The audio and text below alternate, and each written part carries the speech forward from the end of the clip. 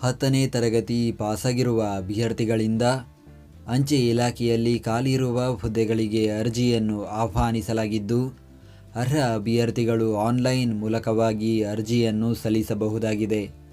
ಹುದ್ದೆಗಳ ಬಗ್ಗೆ ಸಂಪೂರ್ಣ ಮಾಹಿತಿಗಾಗಿ ವಿಡಿಯೋನು ಪೂರ್ತಿ ವೀಕ್ಷಿಸಿ. ಭಾರತೀಯ ಅಂಚೆ ಇಲಾಖೆ ನೇಮಕಾತಿ ವಯೋಮಿತಿ. ಅರ್ಜಿ ಸಲ್ಲಿಸಲು ನಿಗದಿಪಡಿಸಿದ ಕೊನೆಯ ದಿನಾಂಕಕ್ಕೆ ಅಭ್ಯರ್ಥಿಗಳು ಕನಿಷ್ಠ 18 ವರ್ಷ ಪೂರೈಸಿರಬೇಕು ಹಾಗೂ ಗರಿಷ್ಠ 40 ವರ್ಷ ಮೀರಿರಬಾರದು. ಅದರಲ್ಲಿ OBC ವರ್ಗದ ಅಭ್ಯರ್ಥಿಗಳಿಗೆ 3 ವರ್ಷ, ಪರಿಶಿಷ್ಟ ಜಾತಿ ಪರಿಶಿಷ್ಟ ಪಂಗಡದ ಅಭ್ಯರ್ಥಿಗಳಿಗೆ 5 ವರ್ಷ, PWBD ಅಭ್ಯರ್ಥಿಗಳಿಗೆ 10 ವರ್ಷ ವಯೋಮಿತಿಯಲ್ಲಿ ಸಡಿಲಿಕೆ ನೀಡಲಾಗಿದೆ. ವೇತನ: ಬ್ರಾಂಚ್ ಪೋಸ್ಟ್ ಮಾಸ್ಟರ್ ಹುದ್ದೆಗೆ ಮಾಸಿಕ ರೂಪಾಯಿ 12,000ದಿಂದ 29,380, ಅಸಿಸ್ಟೆಂಟ್ ಬ್ರಾಂಚ್ ಪೋಸ್ಟ್ ಮಾಸ್ಟರ್ ಹಾಗೂ ಡಾಕ್ ಸೇವಕ್ ಹುದ್ದೆಗಳಿಗೆ ಮಾಸಿಕ ರೂಪಾಯಿ 10,000ದಿಂದ 24,470 ಶ್ರೇಣಿಯಲ್ಲಿ ವೇತನ ನೀಡಲಾಗುತ್ತದೆ. ಆಯ್ಕೆ ವಿಧಾನ: SSLC ವಿದ್ಯಾರ್ಹತೆಯಲ್ಲಿ ಗಳಿಸಿರುವ ಅಂಕಗಳ ಆಧಾರದ ಮೇಲೆ ದಾಖಲೆಗಳ ಪರಿಶೀಲನೆ ನಡೆಸಿ ಹುದ್ದೆಗಳಿಗೆ ನೇಮಕ ಮಾಡಲಾಗುವುದು.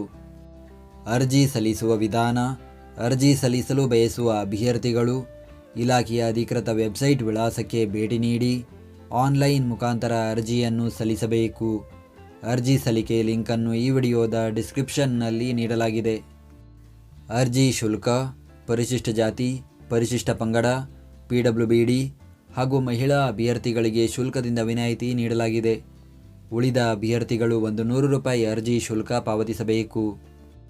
ಶುಲ್ಕ ಪಾವತಿಸುವ ವಿಧಾನ: ಅಭ್ಯರ್ಥಿಗಳು ಆನ್ಲೈನ್ನಲ್ಲಿ debit card, credit card, net banking ಹಾಗೂ UPI ಮೂಲಕ ಶುಲ್ಕ ಪಾವತಿಸಬಹುದು.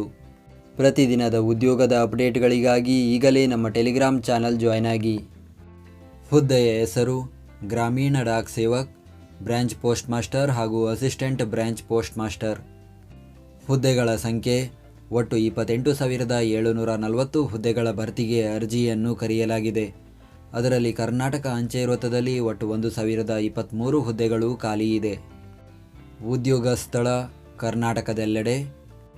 ವಿದ್ಯಾರ್ಹತೆ: SSLCಯಲ್ಲಿ ಉತ್ತೀರ್ಣರಾಗಿರಬೇಕು ಮತ್ತು ಕಂಪ್ಯೂಟರ್ ಜ್ಞಾನದ ಜೊತೆಗೆ ಸೈಕ್ಲಿಂಗ್ ಜ್ಞಾನ ಹೊಂದಿರಬೇಕು. ಅರ್ಜಿ ಸಲ್ಲಿಸುವ ದಿನಾಂಕ: ಅರ್ಜಿಯನ್ನು ಸಲ್ಲಿಸಲು ಪ್ರಾರಂಭದ ದಿನಾಂಕ 31 ಜನವರಿ 2026. ಅರ್ಜಿಯನ್ನು ಸಲ್ಲಿಸಲು ಕೊನೆಯ ದಿನಾಂಕ 14 ಫೆಬ್ರವರಿ 2026 ಹಾಗೂ ಶುಲ್ಕ ಪಾವತಿಸಲು ಕೊನೆಯ ದಿನಾಂಕ 16 ಫೆಬ್ರವರಿ 2026.